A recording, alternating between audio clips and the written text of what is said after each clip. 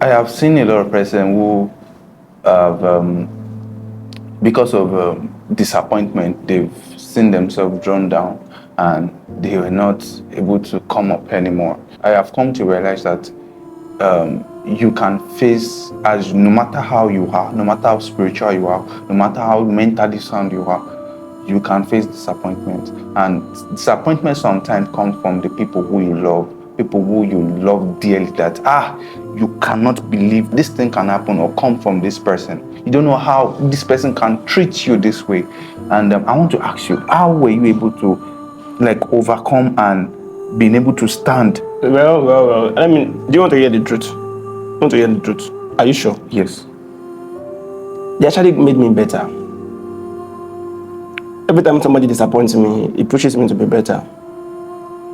So I'm not one of those people that attach my life to other people's life. Family will hurt you, friends will hurt you, do bad things to you, but I don't keep records, and that's how I let go. That's how I heal over time.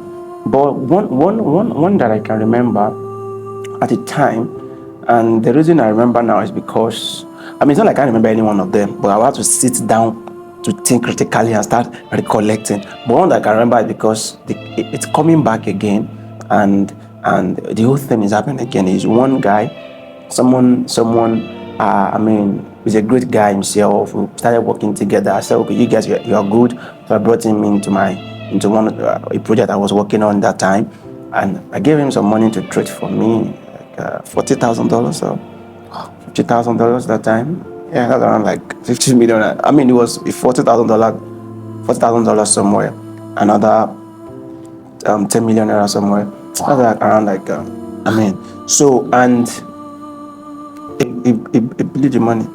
Wow. Yeah, it blew the money, and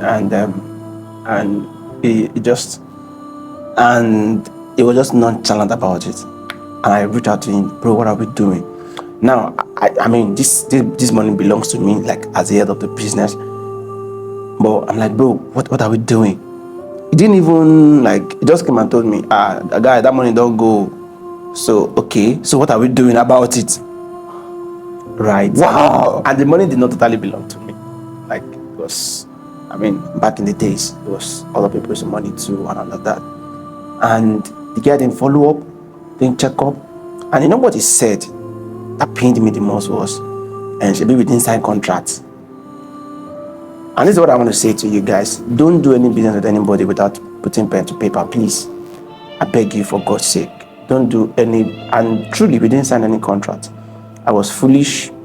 I trusted blindly, and I truly didn't put any pen to paper. And they said, should be within signing contract, because they were already threatening me.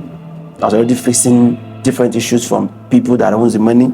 I know, just like, hey, this and that and that. I mean, this is part of the things that I went through. So when people see, I just came. I didn't just come. I didn't do anything. It didn't, but thank God for, and God has also blessed me with good people, amazing people. Thank God for my lawyer at that time. Thank God for my friends at that time. Some of my friends who stood by me that time, and that was how we were able to scale through during that time. And it wasn't, and also for the trust that I mean, those people that had money with me also having me, and were able to manage few of the situations. And he never gave me a kobo back, never gave me a kobo. And this same guy that when he was working with me, I paid him well. I paid him in millions. Sometimes there are days that, I mean, what he gets is in millions, and I just sometimes, and we go out, we buy stuff. I mean, money was good. We had good money there. Some years after, he had an issue himself. He had a business and lost, I think, $13,000. And then he now needed my help. Hey. So he needed my lawyer's help. Right. I mean, I don't know. I'm feeling bad that I'm talking. I don't know. Well, nobody can know who the person is actually. Nobody can know him, because these are personal conversations. Because I wouldn't want anyone to know who the person is. So, except himself listening to it, to this video. But I mean, this is really out of my heart. But sometimes just to say that you never can tell what the future holds and what the future looks like. So, he needed my lawyer's help, and I was pained. I mean, the pain was still there. I was just struggling with that thing. But I spoke to my lawyer. I gave him the words. I gave the good word. And my lawyer made himself available, and followed him down to the place of the problem, got him out of that problem. Wow. This guy didn't pay the lawyer.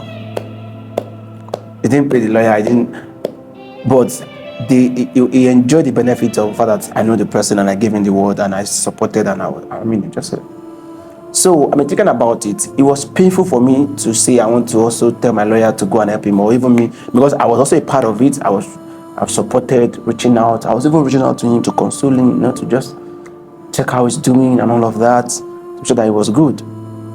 And that's one of the things I do to make sure that I've forgiven the person, or I really let go when I'm able to go check up on them, follow up on them, even do good for them in the way I can.